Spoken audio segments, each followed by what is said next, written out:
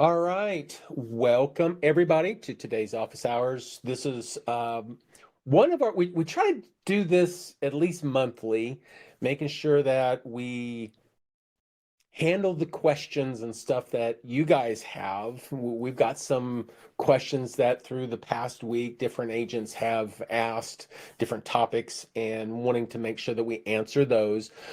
But this particular class, and it can be it can be shorter than some of our normal office hours, but it can also be longer. So I'm here until you guys have all your questions answered. Don't really have a specific time frame, but we want to make sure that we answer all the questions that you currently have. And I was just talking with Nicole just a few seconds ago. One of the things that we have contemplated, and I don't know that it will come to fruition or not, but it's something that would love to have your input on, and certainly if in the chat you would say something yay, nay, no. I don't imagine anybody would turn anything like this down, but the possibility for, with office hours, we do this every Wednesday at 10 o'clock Central Time. And that is just trying to, have a certain topic and a certain thing. What if, and just kind of throwing this out, again, not that we're going to do it for sure, but it's something that we've contemplated, is maybe for on different days at different times throughout the week, Monday through Friday, having a 15-minute time frame, maybe some in the morning, some in the evening, afternoon, whatever, where we have a office hours kind of like thing where it's just open hours. It's just, hey, you come if you got a particular question, come and answer. You could be a fly on the wall and listen, obviously, but if you have a particular question, you can get on there, get it answered, and go with it. If we start at say 1 o'clock on a Monday and go to 1:15, if nobody shows up, we're out of there. If somebody needs to go a little bit longer, unless we have a hard stop because of other meetings or something, then maybe we keep going for whatever reason. So in the chat, if you would take advantage of that, I'll say it that way. I mean, I think everybody would probably say, yeah, let's do that. But the challenge is it maintainable? Every day of the week, we have to be, prepared for you guys, obviously, to answer whatever questions. And, potentially some of the questions may not be something that we can answer right away. Maybe we have to get back to you. Now, we've got support. We've got all the different things that's available, our help sites and stuff like that. But sometimes it's just good to get a live person, online and say, hey, this is what I'm running into. How do I get around it? If it's a support question where we actually need to get into your data and stuff like that, that may be a little bit more of a challenge.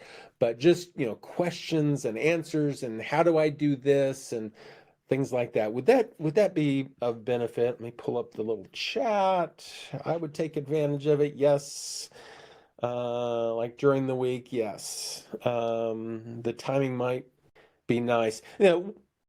One of the big issues is, not everybody is available at 10 o'clock Central on Wednesdays for office hours. And, that was kind of the intent was, making sure that there's at least one particular day at one particular hour that we can do this.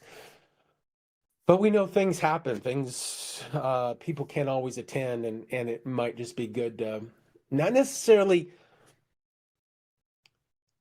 dedicate an entire hour every day to it, but if you know that at certain times during certain days, and maybe keep every Monday it's the same time, every Tuesday it's the same time, but at different times throughout the week, I'm open for suggestions there. So if you guys have thoughts on that, certainly chime in and go through that. So today is just one of those question and answer days. And I think everybody here, I'm not sure about Chris. Chris may be new.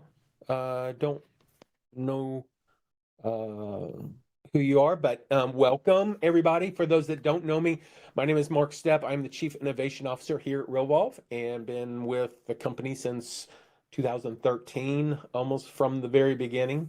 I've been in the real estate technology industry for 3 decades and had a previous product before Realvolve, brought a lot of that technology and feature richness of that product into Realvolve, and we incorporated a lot of that.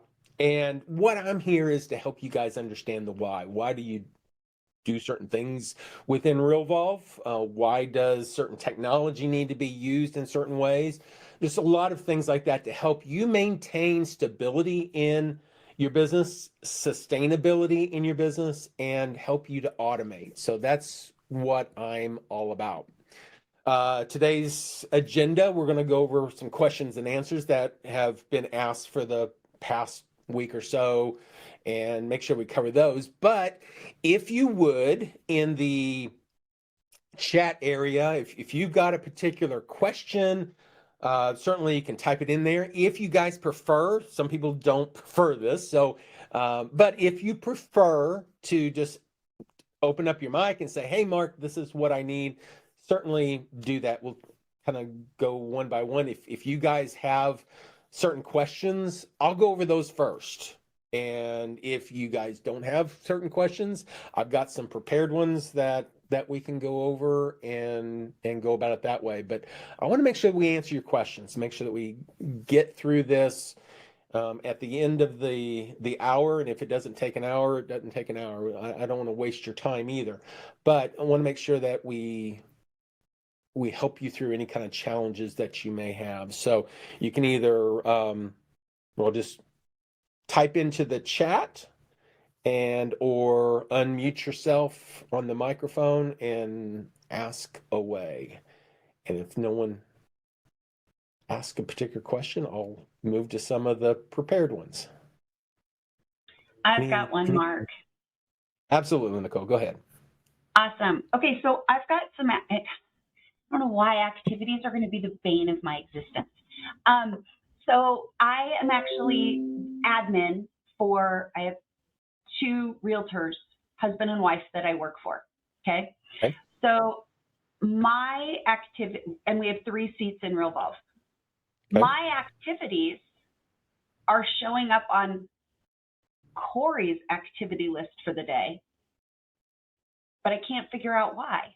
I mean, they show up on mine, but they're also showing up on his. Okay, more than likely is he the owner of the account? No, Brandy is. Okay, well, it could be they're set for admin, and in which case there are some defaults to allow you to turn those on. So the question I might have initially is, if you go into the calendar, are they showing in the calendar under you or under him? Yours under him, I should say. Okay. Do you know? Ooh, let me look. Probably not, but I just want to double check that. No, they're not. So one of the things that we've got different types of filters and stuff that do default at certain places. So whenever you come into the calendar, by default, whoever you're logged in as, and this is my trainer database, so I've just got one called Joe Agent. I'm logged in as Joe. So whenever I log in as Joe, that should be checked under this more option to identify whose calendar do I want to see. So I can, if I'm an admin, I have the ability to see other people. Mm-hmm. The other place that you can do the similar type of thing is under the activities side. Okay. It should default to you, whoever you are, but you can come in here and check or uncheck certain people. I got you. He's been in here messing around. You're checked under his record. Yep, I fixed it. Awesome. Okay, and that's really there's just too many checks sometimes, and I just can't keep them all straight. Yeah. Whenever you have it checked like that, if you were to come in here and say log in as, a different user, Right, who's ever login you or you logged in as, you'll see their filters turned on. right. So if you change from one user to another, if you've got that ability within your system, it will adjust that. There's lots of filter things, and some people kind of question, what all are these? Some of them default, even though they may not be selected, but they do default. Typically, it comes in as show me everything that's incomplete. And if it's red, it's past due. If it's black, it's due today, or whatever, whenever it's supposed to be due.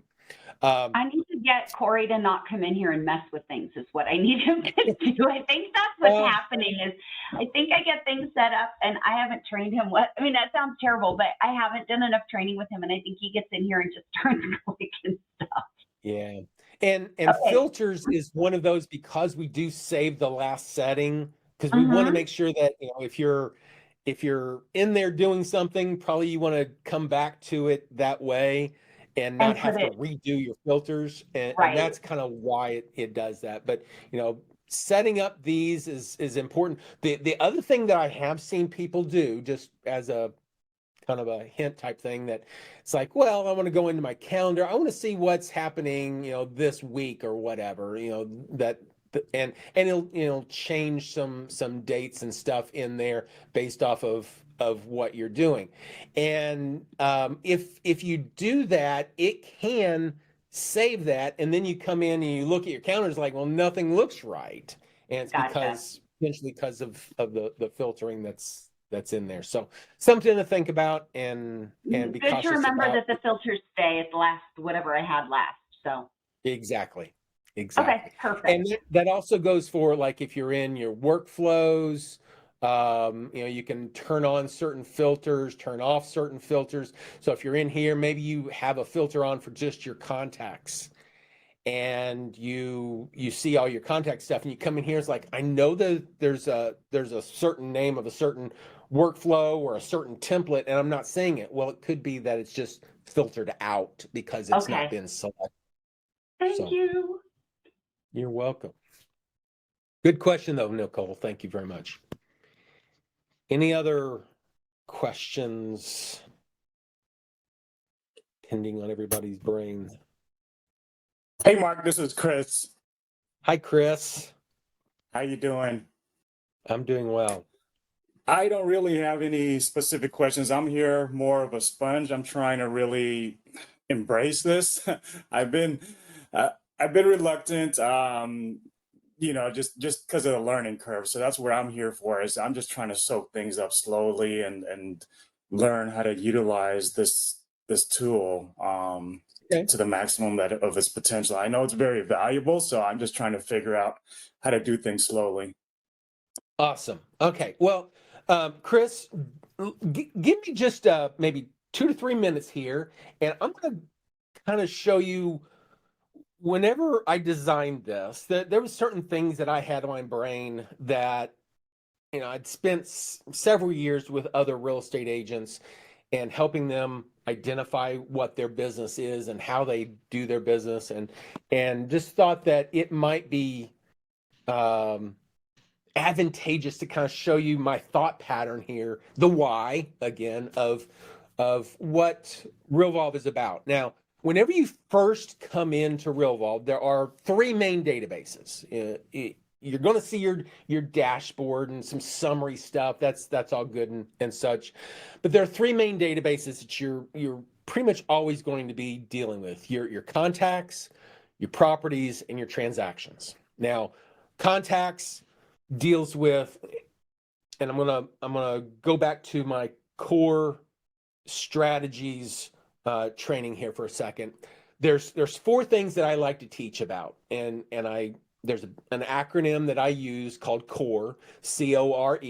It's your conversions, your operations, your retention, and your experiences. Now, the experiences is a little bit of of a weird one because it's important that we get those experiences in, but it really crosses amongst the other three.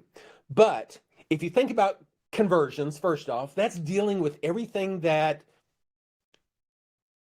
brings in those leads, that nurtures those leads, and gets them to a point where they convert to either a listing or a seller, a buyer, where you're the buyer agent or you're the listing agent, one of the two. So the core piece, the C piece of core is conversions, and that's really everything to do with your contacts. So it's really important that whenever you get into Realvolve, you're going to be spending time putting in names, just keeping tally of who do you have in your sphere of people that you communicate with on a daily basis. Now, some of those are going to be leads, going to be past customers, current customers, clients. Some of them might be vendors, other agents, accountants, lenders, title, escrow, those types of things. And putting those people into the database first is extremely important. Now, the O of core is the operations. What is it that you do as a real estate agent to produce money? Well, you show property, you list property, you market, you wear lots of different hats, and that operations side typically deals within the properties and the transaction side. So whenever you get a new listing, there's processes that you need to do, that you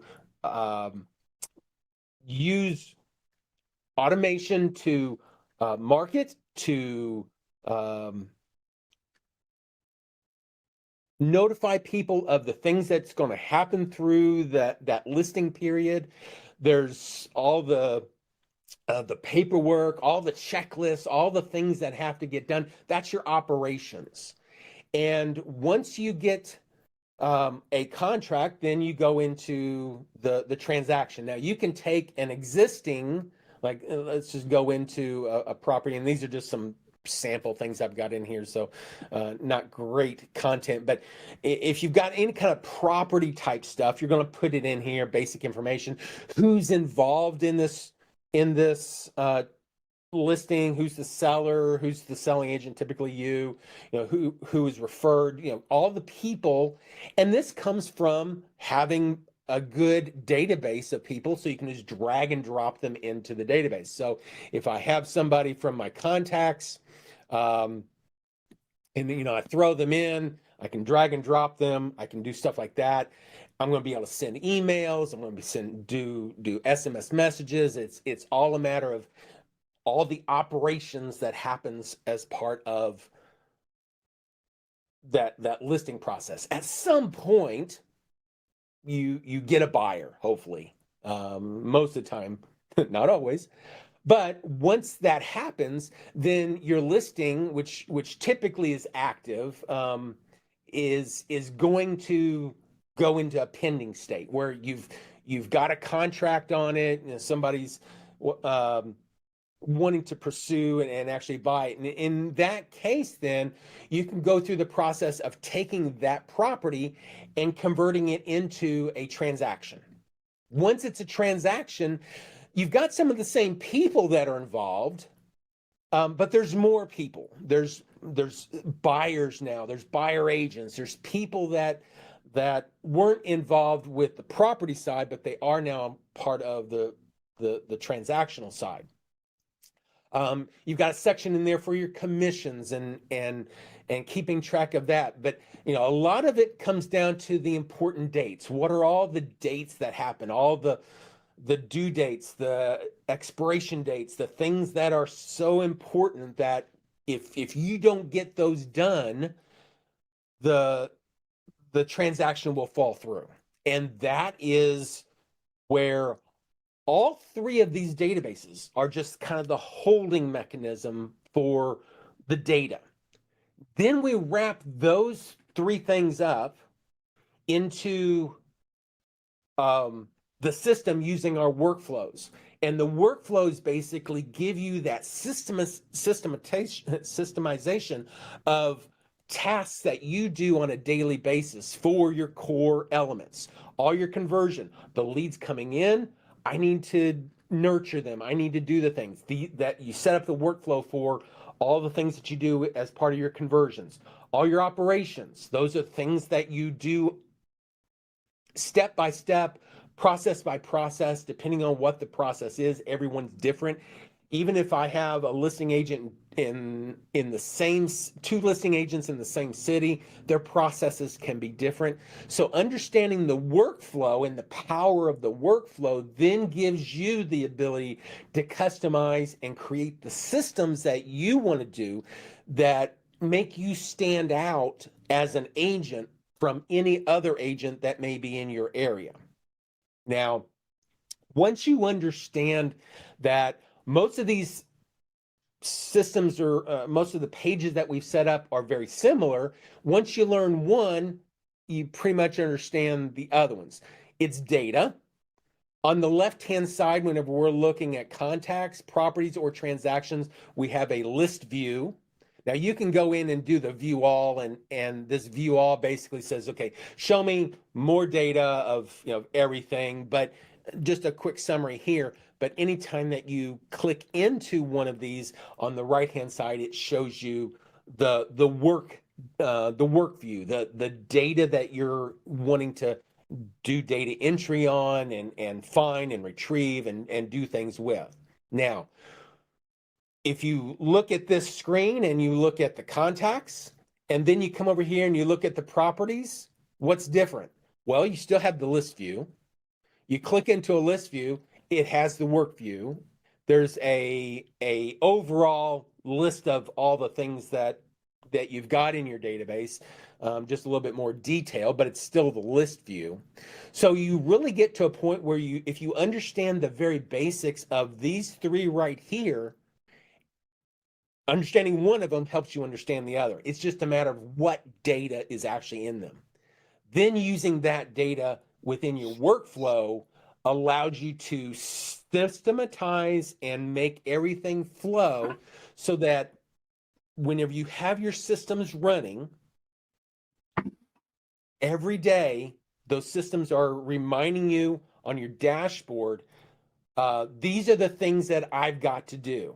And if I complete my activities, on any given day, say I complete these different activities one by one. At the end of the day, this list on the right-hand side of activities should be cleared off. And if it's not, then it'll show up in red like it is right here. And again, this is just my trainer, so I don't maintain this one as a constant usable database myself, but as I'm completing things and doing things, it gets marked off the list.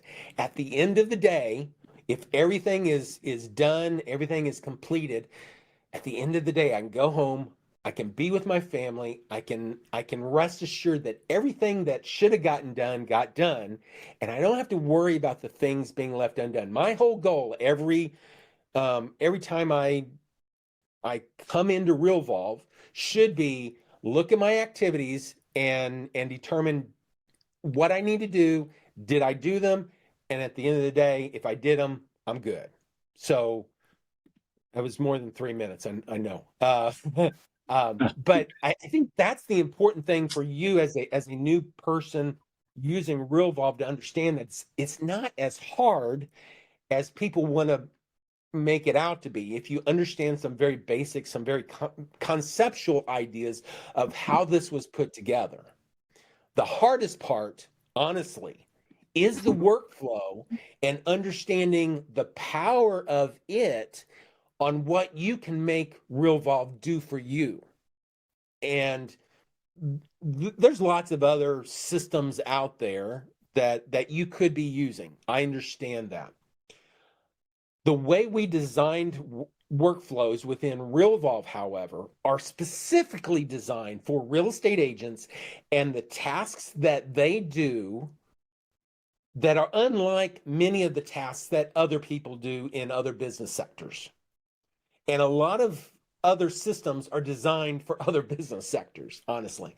And there's an entire training that we can go in through, and actually a couple years ago we did a live training in Colorado at our main office there in Colorado, that we just went through and talked about workflows. How do you build them? What are the Lego building blocks, the building blocks of putting together a workflow?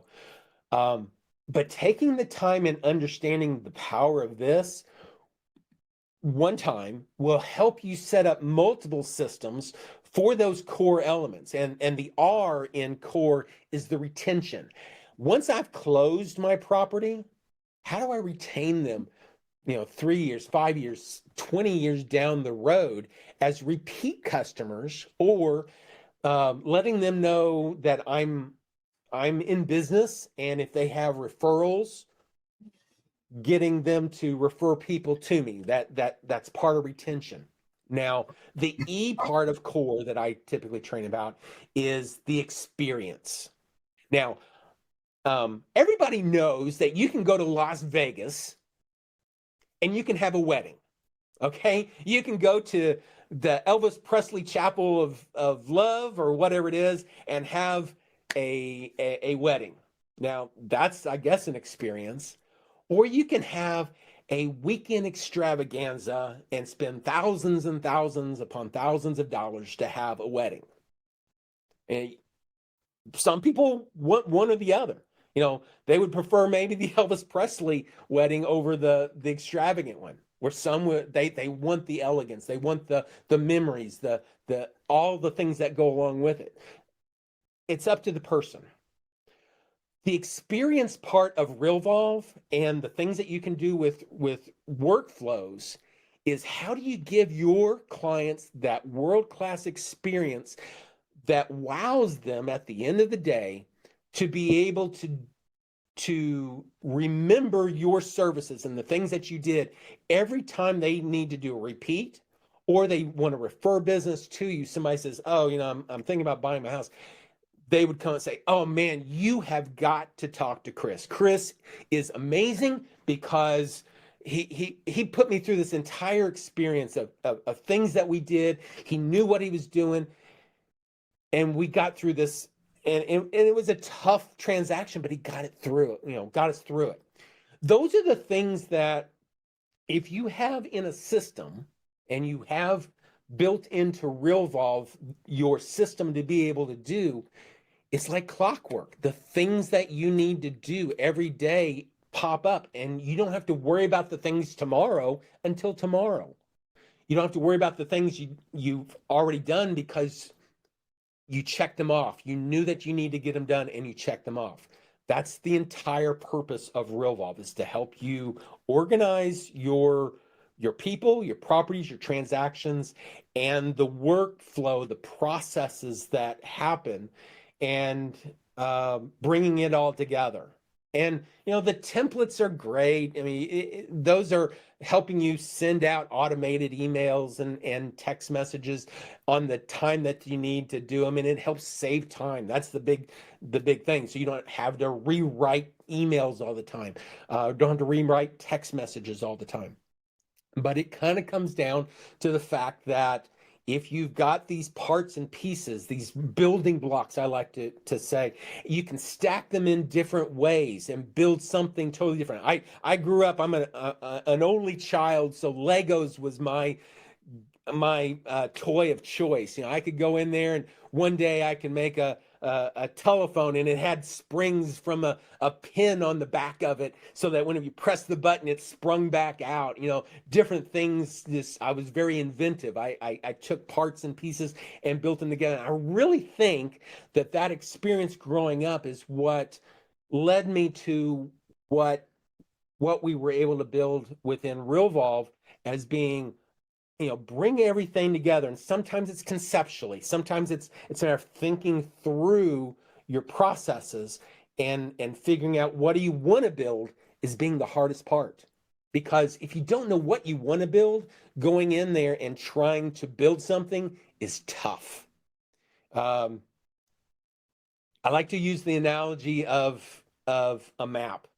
And whenever you are going to get ready for a trip, what do you have to know? You have to know where you're at, and you also have to know where you want to go. And if you don't know where you want to go, any direction will do. Okay. But wherever you end up may not be where you really wanted to go.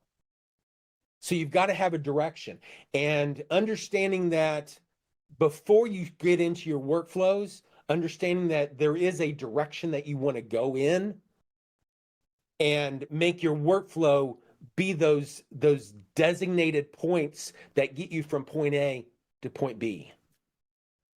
Does that make sense? Man, I Yeah. kind of rattled on there, Yeah. but I'm hoping that made No, that sense. was great. That was very, very, very helpful. I appreciate it. Like I said, I'm just easing into this. In the beginning, just trying to utilize this is a great tool, but it's just kind of overwhelming. But you broke it down very good because I've uploaded my contacts, I've gotten that far, and so far all I'm using it for now is because I'm just not familiar and comfortable with it yet. All I'm using it for now is just sending out, like you said, those happy birthday templates and everything else. So for me, it's just trying to figure out, okay, how do I do these?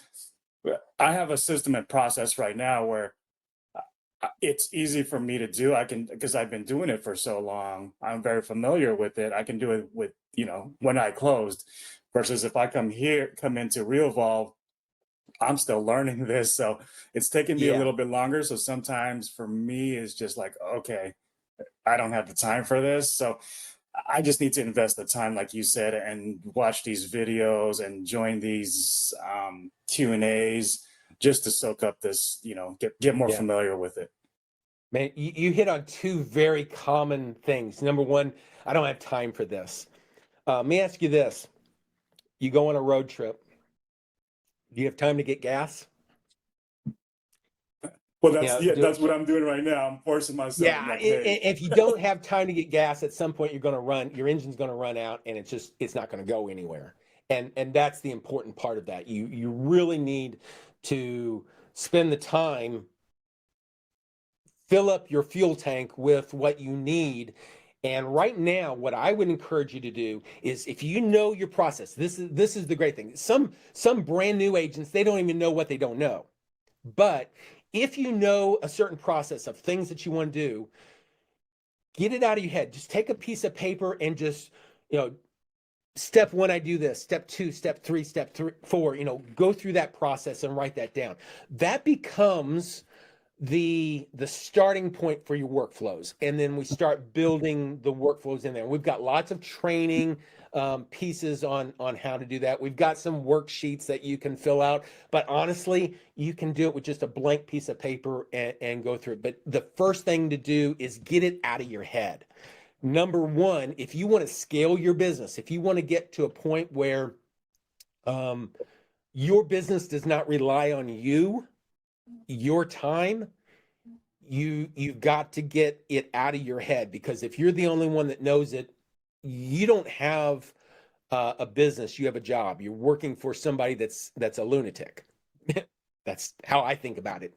As far as me, if I just have it all in my head and I'm trying to follow that, anybody else in my team will not understand what I'm doing, and I will be, a lunatic. So step one for you, now that you've got them in your names in your database, go through the process of figuring out just one thing that you want to do. My nurture, a part of my core strategy, my conversions piece. What do I want to do to nurture people for them to be either a buyer or a seller for their homes? What are the things that I want to do? Or, whatever it is that's important to you about that process, write it down and get them on a workflow. Set up the templates, set up the emails, set up the SMS messages that go along with those. We've got templates available, but, honestly, if you've sent other messages out to other people, copy and paste those in there. change the, Dear John to Dear Greeting and use merge fields, and then set that workflow. Even if it's not complete, you can at least get the starting of it going. And then there's another framework that I like to use, which is design, build, run, repeat. Design, build, run, repeat. Design means design my system, which is kind of what we're talking about doing on paper. Just get it out. Build it as a workflow. Run it as a workflow. Let the calendars pop up, the calendar activities pop up and say, okay, today I need to do this. Today I need to do that. Whatever the different things are. And then that's the running part. And then the repeat says, okay, let's go back and design it again. What was something that went wrong with that process? What one thing went wrong with this process? Well, every time I do this, this certain question comes up. Well, why don't we build a process that informs the customer about that question before they get to that point where they have that question? That's the experience part. We now show that we've got the experience of being a real estate agent, but we're also giving them an experience because we're taking them through the process, and we don't even have to worry about questions coming back because we've already addressed them before they even get there. And that design, build, run, repeat basically helps you refine your workflows over time. They don't have to be perfect. That's the one fallacy that a lot of agents really worry about is, well, there's so much to a workflow. I don't know if I can make it perfect. I don't care about it being perfect. I want to get and address the pain points of my daily processes first. If just getting the email out, getting a text messages out, reminding me to make a phone call. If there's only 3 things on that workflow, that's 3 things less that you have to worry about each time you get a new lead, because it's going to remind you. If you don't have that, a new lead comes in and you might forget one of those. You get busy doing other things. And that's the other thing about core is conversions and operations kind of act as a wave. Your operations can get so high that you let your conversions slip because you're so busy in one section, you can't do the other. And then your operations start going down because you don't have something feeding them. And now you have to spend more time on your conversions, and that also reduces the time that you have on your operations. So my whole goal is to help you guys understand that keeping that balance on your core strategies is going to give you a much smoother process over time. And being boring is your friend in this case. You guys pull your hair out way too often. And because there are so many fires that you're trying to put out because you're so busy in one area that you leave off things in other areas. And by setting up workflows and getting those processes in place, you don't have to worry about the fires as often. There's still going to be fires. There's always a fire, but you don't have to worry. But you think about at the end of that workflow, what was one fire that could have been put out had I done something different? Then incorporate that into your workflow. So the next time you run that workflow for the next transaction, the next contact, whatever, that it doesn't cause you problems. Going back to design, build, run, repeat. Man, I've been preaching. Sorry, guys. This is not as much training as coaching, I guess. Okay, so. That's just as helpful, Mark. Good. Thank you for that. So whenever you're building your workflows, and whenever we look at these, there's, just like we had the 3 main databases, there are 3 main workflow types: contacts, properties, and transactions. If I come in here, I want to create a new workflow, I can give it, say, nurture, say, new lead nurture. And you are, the other thing is I'm dyslexic and I don't spell very well. New lead nurture. Which database I'm going to use this with? Is it a contact, property, or transaction workflow? Well, contact. It's my core, my conversion side of this. I can put in all this other stuff. Honestly, you don't really need it. If you're building a team, it's probably good to put in a good verbose description of what this actually does, and then you click on add. Now you go and you look on your piece of paper. What's the very first thing that I do to do my lead nurture? Well, a lead comes in, I want to, call them back. So call lead, and it's with the workflow contact, whoever the workflow is being started on contact record. So that's fine. I want to do that 0 days after start date. The day I start this is when I want to call them. There's really not much to this. Maybe I want to build a checklist of things that I want to do. Now I can put in there and say, talk or ask about needs. I can put in some what I call static checklist text just as a reminder. Hey, make sure you ask about what they need. What are their preferences, their locations. You can do all kinds of different stuff there. You can even use in a checklist, you can use notes. So maybe I want, whenever I'm doing this checklist, I want to add notes to that contact record. Well, I can use a merge field for that within the system, so I can do that. So I'm just going to do those two things and put that in. So what's another thing? Well, one thing I want to call them, but really, first thing I really want to do is at least send a text message back saying, hey, I got your request. I'll be calling you. So even though I did this one first, doesn't necessarily mean I have to change anything, but I can come back in and say, well, let's notify lead or auto respond to lead. And in this case, it would be probably an email or an SMS or whatever it is. 0 days after start date is fine.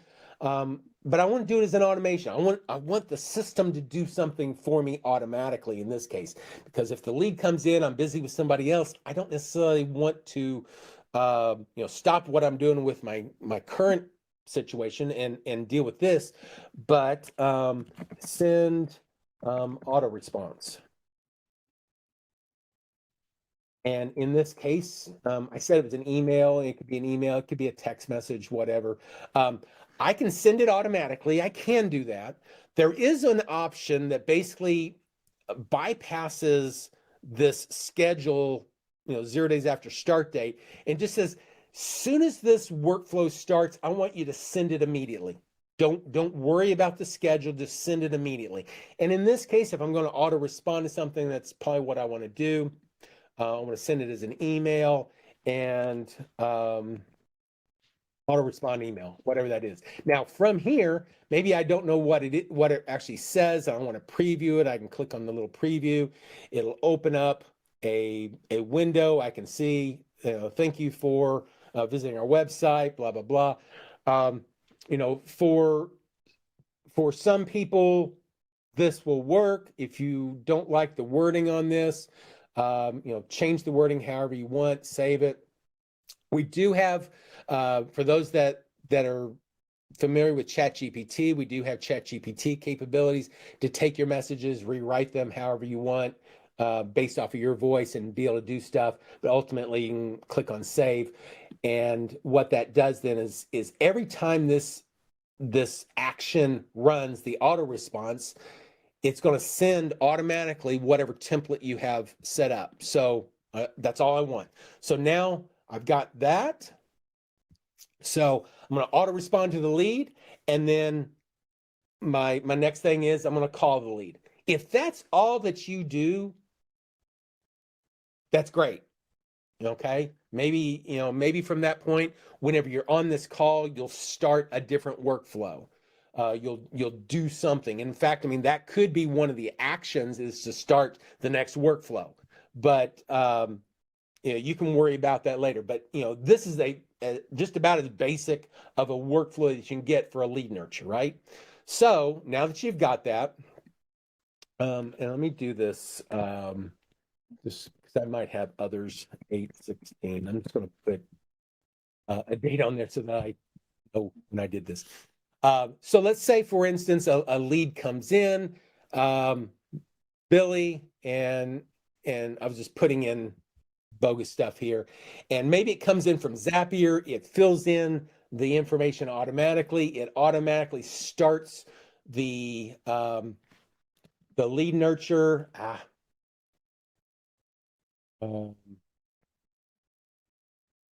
Lead nurture, yeah, and click on next. So if you're doing this from Zapier, the Zapier put in his name, it'll start the workflow. It doesn't take you through all these step-by-step pieces. It just starts the workflow and does everything automatically. Ultimately, what happens then is it will immediately, so if we come over here to activities, you'll see there's only one showing as incomplete because it has already did the auto response, because we said automatic or immediately send an auto response to Billy. Now, if Billy opens up his email, it's going to get that email with some basic information that I had sent them. But on my calendar now, I have this thing called call lead.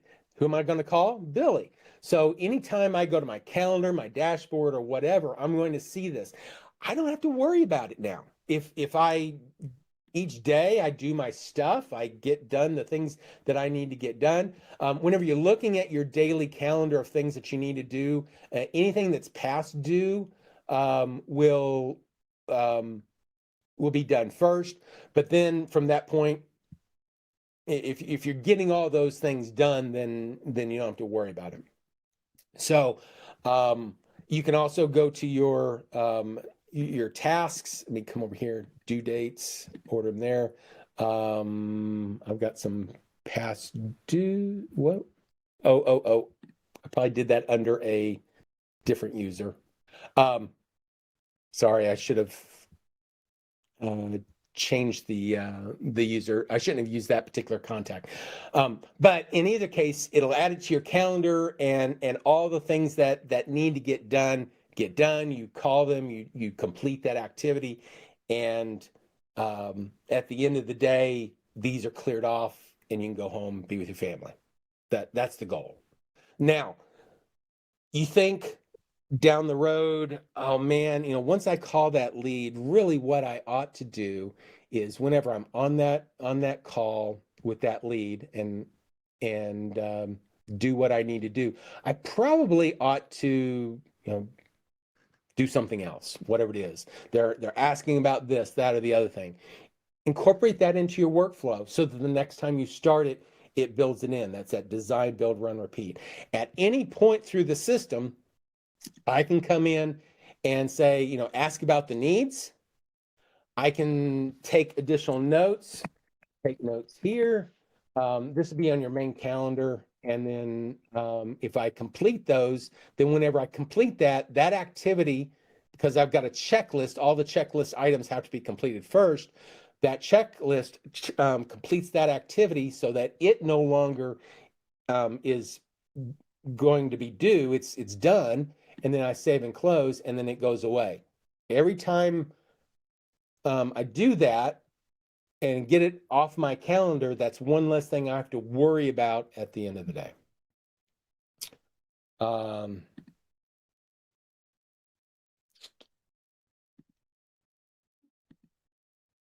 That is the basics of Realvolve. And whether it's a contact, whether it's a property, whether it's a transaction, you're doing the exact same thing. Golly, did not want to do what I just did, and that was just kind of ramble on. But I think it's important for new users and even existing users to understand There are things that you guys do inherently in your business.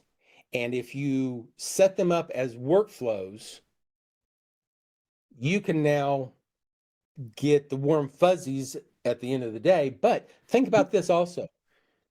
You have the ability to go on vacation.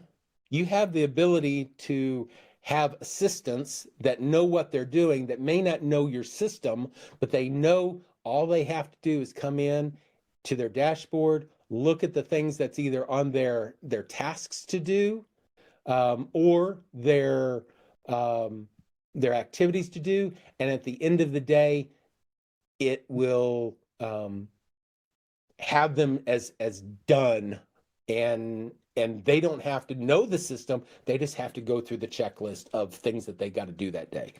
That gives you power, because now you're setting up your systems so that they are repeatable, just like McDonald's hamburgers.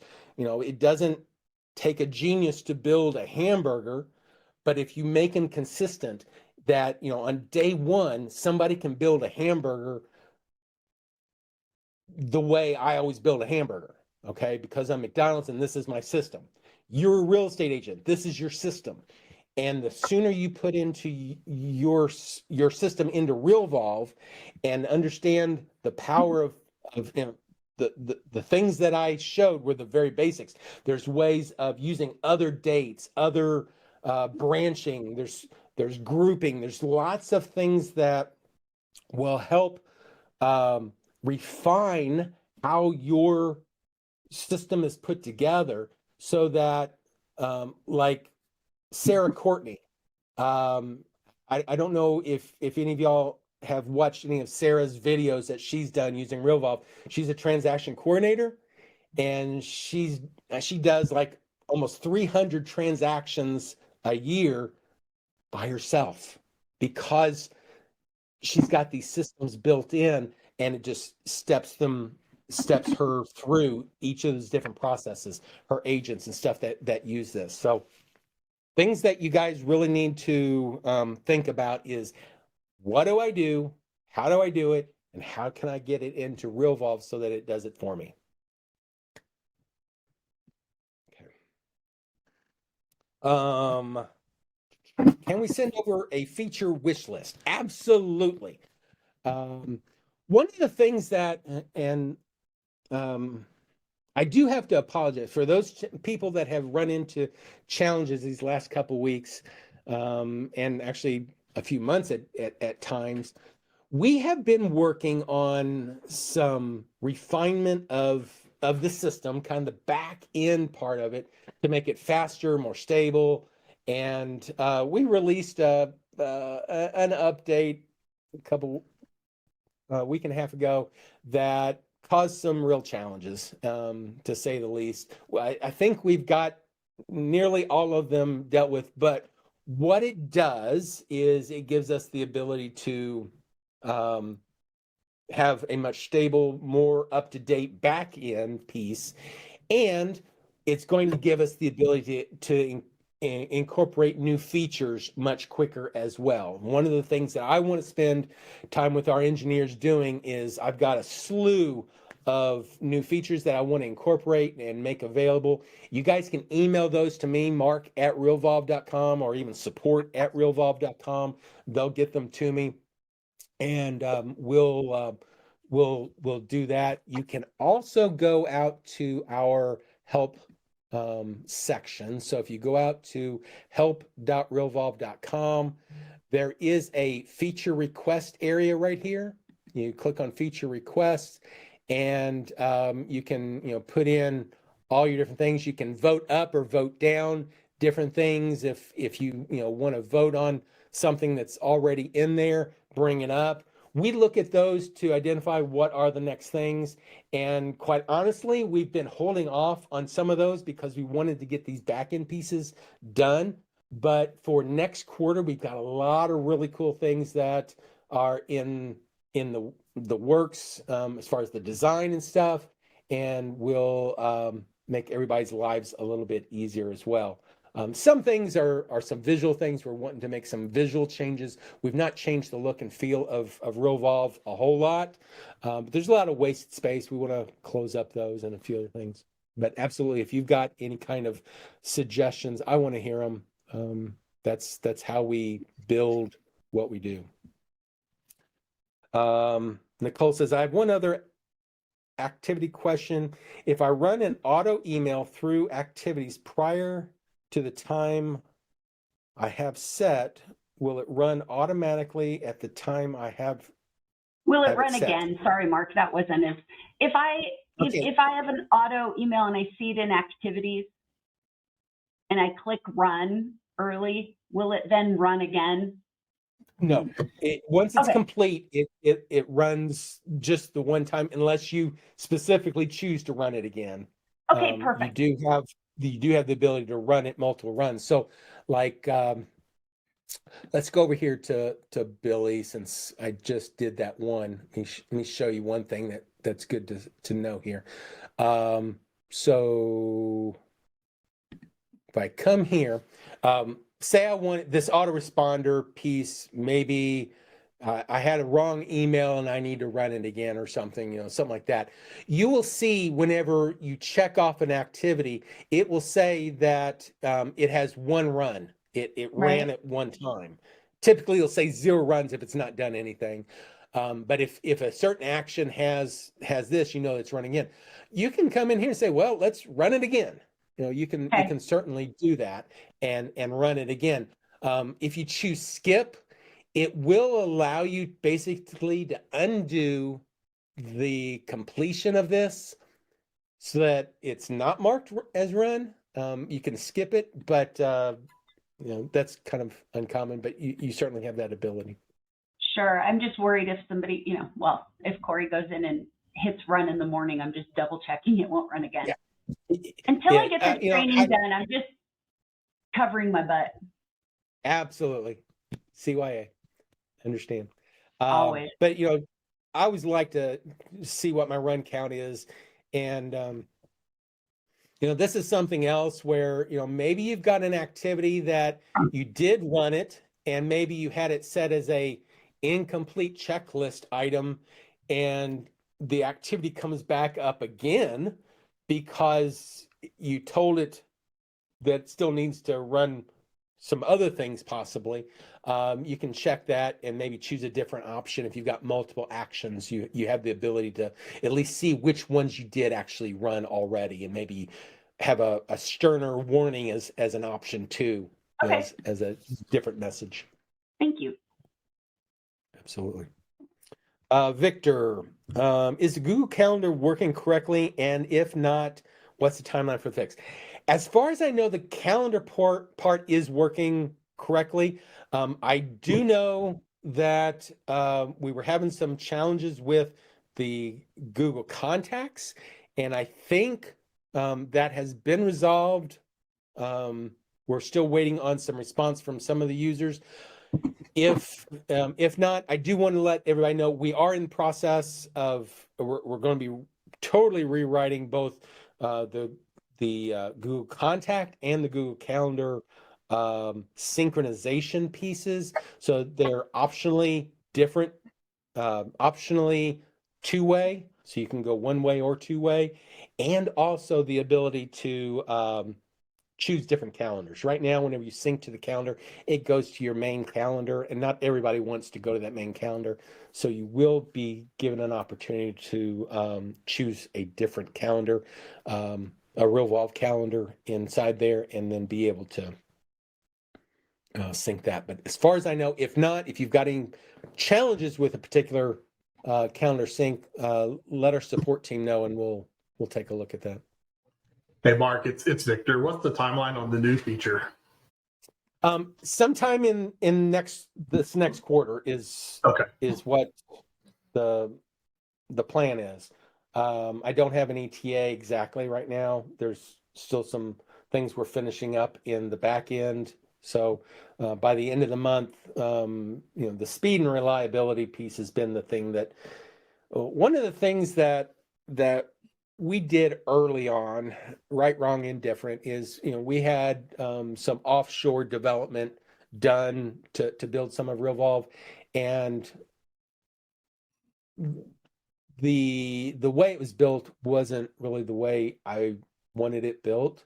So we've been, this past few months, have been rewriting the back end so that it does things faster, better. And once we have that done, which should be at the end of this month, then everything will be at a point where we can then move on to the newer enhancements and stuff.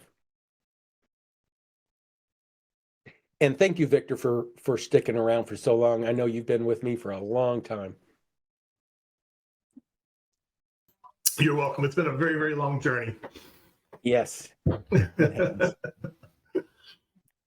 Anybody else have questions? I did not hit any of mine at all. Maybe we need to, if you guys want to continue on, I can continue on for a little bit.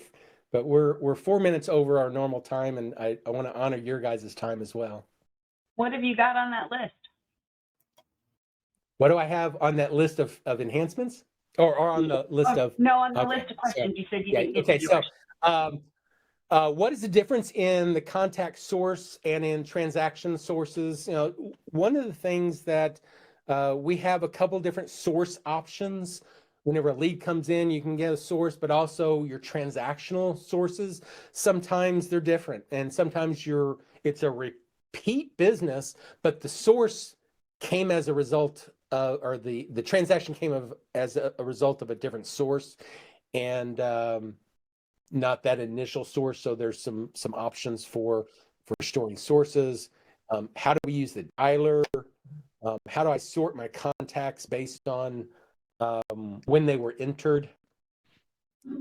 That one's pretty easy. I know I use it all the time because I like to know, at least in these, I like to find out, sorting wise, which is my newest entered data in my database, and I typically will sort it by entry date, and then using descending order versus ascending. If I do ascending, the oldest ones will be at the top, the newest ones will be at the bottom. If I choose descending, it'll go from the newest to the oldest. And as I'm entering test names and stuff, I like to keep them at the top and be able to do stuff. But that's pretty simple. How can I preview the email as part of a workflow?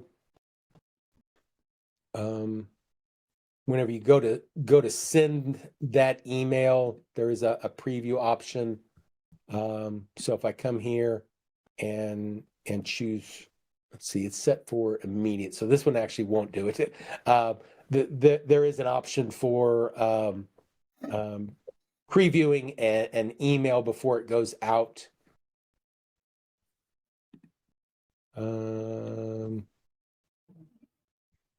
Whenever you create an action, one of the options here is to send manually with preview, meaning I want to send it, but I want to preview it before it goes out. Automatically, we'll just send it out, and then immediately it'll send it out at the designated date and time that's specified. If there's no time, then it will specify it based off what's in your settings on email send time. And then if you send it manually without preview, which is very rarely used, just means, yeah, I'll manually send it, but I don't need to worry about previewing it before it goes out. I always use preview because maybe I want to, before sending it out, I want to, add one little sentence, or maybe I want to, check it against ChatGPT and add some kind of funny something to it, just add some personalization to it before you send it out, which is nice. And then how do I enter a birthday without knowing the birthday year? One of the challenges that people come across is in the contact side.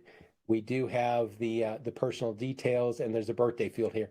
We do require a year, and if you don't know the year of the birthday, maybe it's just August 1st, you don't know the actual year. What I we typically tell people just put in 1990, 1900, I'm sorry.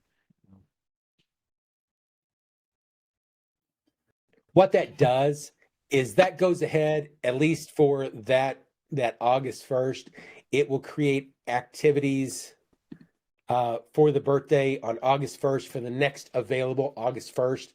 Since August 1st is actually passed, it's put it in for the next 3 years, and then it will keep adding the birthday the next following year as part of that.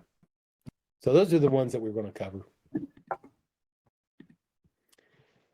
Well, guys, are there any other questions? Still having issues sending email to a contact within a transaction, and I wish to attach a newly added PDF sent, so I don't have to send it again. Attach the same file and upload the file. It goes fine, except now I may see 2 copies of the doc in the folder. Bobby, I will have to look at that one. I am not confident about that one. I'll reach out to you on that one. Okay. Still having issue when I'm sending email to a contact within a transaction and wish to attach a newly attached file PDF, which is tagged. Okay. Once I send the attachment. Okay. I'll look at that and see what I can do. If you've got a particular transaction that I can look at or I'll email. Mark, I'll send it over to you. I mean, it was just a lead-based paint document, and I tried to send it on the fly, and I have a record showing that I sent it, and I had to do it outside, and attach the document again. I'll send you the example. Okay, perfect. That'd be great. Yeah. Just send that to mark@realvolve.com and I'll take a look. All right, Roger that. everybody. Thank you guys for sticking around. If there's anything that I can do for you, certainly reach out. I'm here for you guys, and we will see you next week. Have a great day.